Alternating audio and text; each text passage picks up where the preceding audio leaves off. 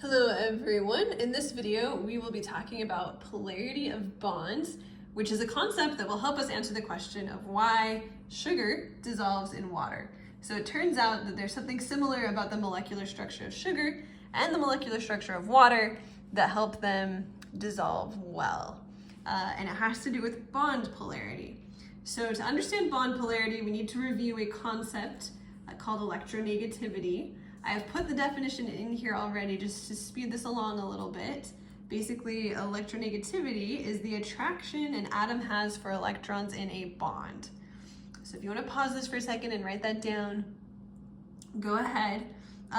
Another simpler way of defining electronegativity is that it's how much the atom wants more electrons. Wants is in quotation marks because it's a little bit weird to say atoms want or don't want things, but if it has an attraction for electrons, we're going to say it wants more electrons. So I want to show you a picture that shows how the electronegativity of different elements changes across the periodic table. So in this diagram, the darker the color, the higher the electronegativity. So as you can see, the electronegativity is really high over here at the top right. So as we move from left to right across the periodic table, the electronegativity increases. So we can just put it increases here. And you might remember that the element with the highest electronegativity of all is fluorine. So that symbol is just F. And the lowest electronegativity is this element down in the far bottom left corner, that is francium. Now I have another diagram that shows the specific electronegativities of some elements. So for example, fluorine has an electronegativity that's really close to 4, which is the highest on the electronegativity scale we're going to be using for this class. So fluorine is 3.98. Some things over here, some alkali metals are really low, like potassium is 0.82. So you can kind of see the difference. Now, there is a process we can use to figure out whether a bond will be polar or non-polar based on electronegativity. Now, I haven't really even told you what a polar or non-polar bond is, but let's just kind of go over the math here. It's really, really easy, simple math, and then we'll define polar and non-polar later. So if the difference in electronegativity for two elements is pretty small, like they're pretty close. For example, if we have, let's say, 2 hydrogen atoms bonded together. So if we just had something like this, they both have an electronegativity of 2.2. And so the difference between those electronegativities, if we subtract them, that difference is 0. So that means we have what is called a non-polar bond. So any difference that is 0.4 or less, we would consider that to be a non-polar bond.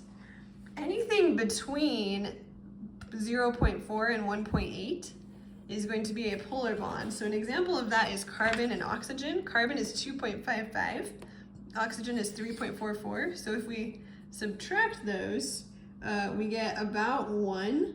They rounded a little bit here, that's okay. But it's about 1, so that's definitely falling in the polar range.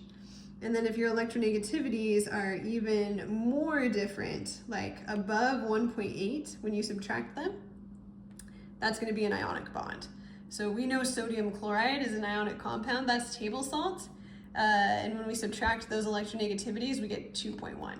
So that's above 1.8. Okay, so the question is, what does it mean when elements have different electronegativities?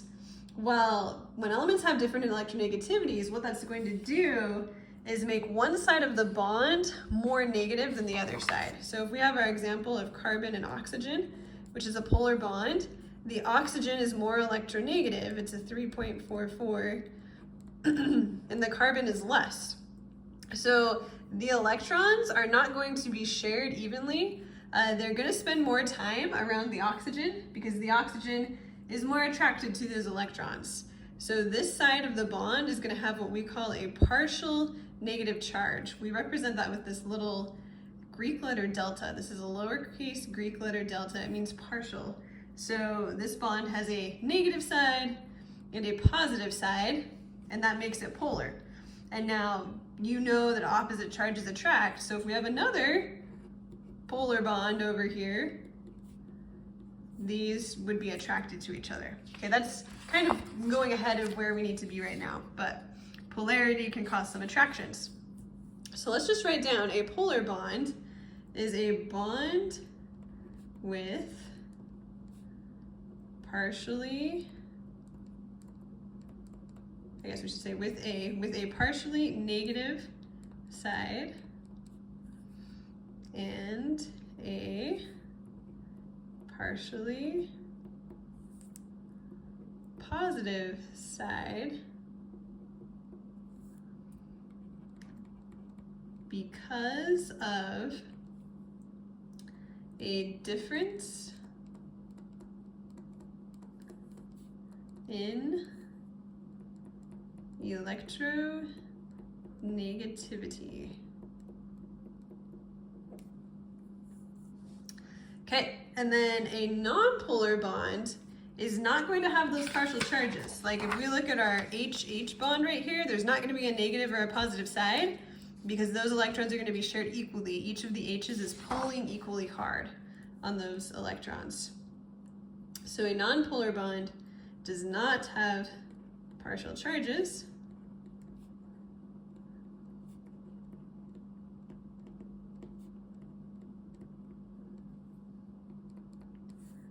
And that is because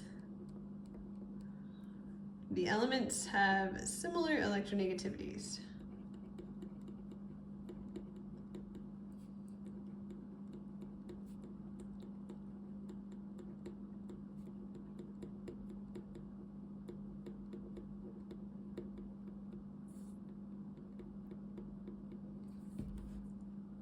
Okay. So there are a couple ways of showing polar bonds symbolically. One is called dipole notation. So a dipole is basically represented by an arrow. It just points toward the most electronegative element. We're not going to go too far into like what a dipole is. Just know that sometimes with polar bonds, they'll use this thing called dipole notation where the arrow points towards the most electronegative element.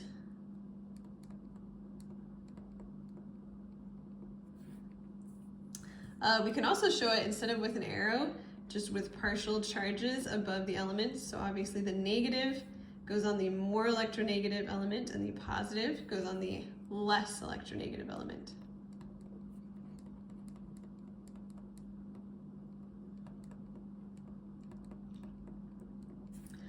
Okay, now we can also rank bonds as far as polarity. So all of these bonds are polar. If you subtract their electronegativities, they're all gonna fall in this range.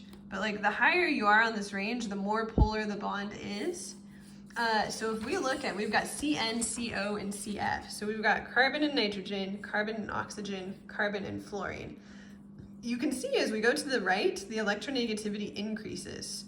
So the bond with the biggest difference in electronegativity is going to be the bond where the elements are further apart from each other. So that's going to be the carbon and the fluorine. And you might want to write an explanation here. There's a bigger difference in electronegativity there.